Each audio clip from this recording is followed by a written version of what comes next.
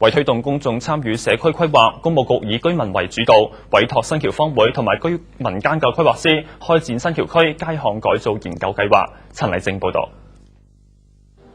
舊區重整嘅民意調查，以往由政府做主導，似乎都爭咁啲親切感，亦都未必貼近居民所思所想。工務局參考民間智慧，委託新橋坊會同埋一班青年城規師開展新橋區改造研究計劃，期望由下而上收集居民對街巷嘅車位、綠化、休憩空間等方面嘅意見。新橋坊會話：呢班城規師都係喺呢一區長大，亦都有外地城規嘅經驗，對佢哋好有信心。呢班朋友呢，其實都係本身都係新橋仔、新橋女嚟嘅。佢哋本身喺呢個社區長大啦，咁佢哋出外讀咗書，特別有部分嘅朋友呢，佢哋喺國外嘅時間呢，都直接參與一啲社區改造嗰啲咁嘅活動嘅。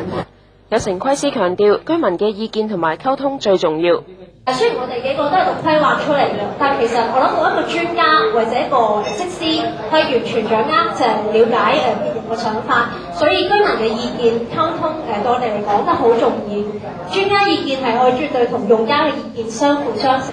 研究首階段會先由麥山巷開始，4月25至27號連續3日以逐家逐戶嘅問卷形式進行。負責調查嘅城規師表示，佢哋選擇首個試點喺麥山巷呢度進行，就係貪呢度細細件容易識，搜集嘅數據較容易控制。公門電視台記者陳麗靜報。